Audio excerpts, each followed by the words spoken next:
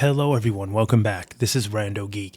All right, so I've touched on this in a few videos ago, talking about some new plans that AT&T has in place to increase profits for themselves. So they have a couple of tricks up their sleeve, if you will, according to the article, which I'll link for you down below in the description. You guys can check it out and read it for yourself.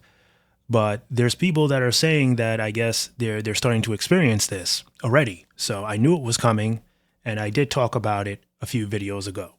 So here's what's happening. AT&T has decided that they're going to start soliciting customers. So if you have plans, they're going to try to send salespeople out to help you maybe make better decisions, is what they're saying. Get better plans, help you choose better alternatives to what you currently have.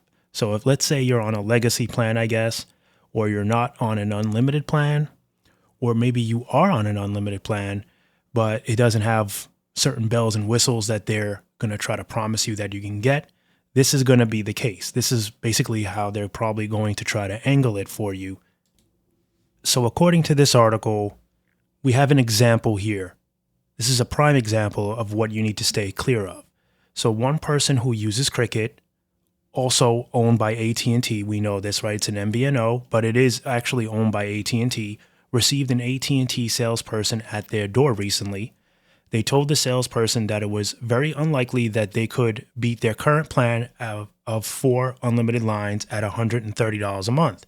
The AT&T salesperson replied by offering a cheaper plan, $115 a month. So that would save them $15 a month, with 4 lines as well as multiple new iPhones. So that's the kicker, right? The iPhones on top of it. So the question was for this customer, was this too good to be true? Yes, likely. So fortunately, the customer apparently was smart enough to tell the salesperson that they would consider their proposition. Sharing their experience online led to some interesting answers. So the AT&T salesperson had claimed that just after 10 months of the new phones, after 10 months of being a customer on the new plan that they were going to put them on, the new phones would belong to this user. However, another user who is a regular online person who shares with the communities replied and said that the salesperson was lying.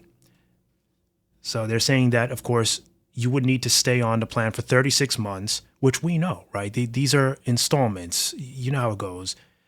You pay up front, and then after 36 months of payments, you then own your phone. They're not giving new phones, iPhones, after 10 months of being a customer. None of these carriers are doing that. If they did, whatever carrier was doing, if AT&T was doing that, they'd have all the customers.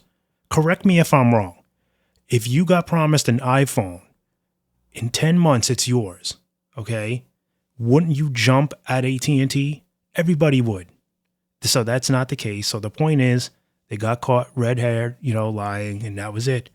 So this is what we're talking about here. Then there's another example that, they're saying that Cricket users can get the same promotions as AT&T postpaid and prepaid customers. So there's all kinds of lies here. Now, I don't know if this is just miseducation of the people they're sending out. Maybe there's no intentional plan to kind of persuade people onto plans and break promises intentionally. It just may be lack of education. Whoever's coming out may actually not have any idea of how their own plans work. They may not know what kind of company they're working for. We see this. Not everyone takes their job serious. So that could be the case. However, be cautious, be mindful. And a lot of the way they're trying to do this is if you call for help. This is what I talked about in the other video. So let's say you're having a problem with your service or whatnot. Someone needs to come out, a tech needs to look at your phone wire or whatever it is. That's when they're going to try to get you. You call them for one thing, they send a sales rep with them, and then they kind of try to catch you off guard, I guess.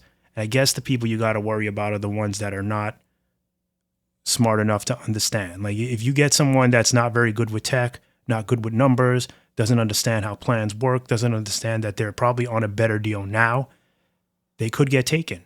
They could get aggravated. It could be annoying. Maybe they'll get out of it and they won't have to pay, but it could be a problem, could be a couple of calls. It's just stuff that you could easily avoid.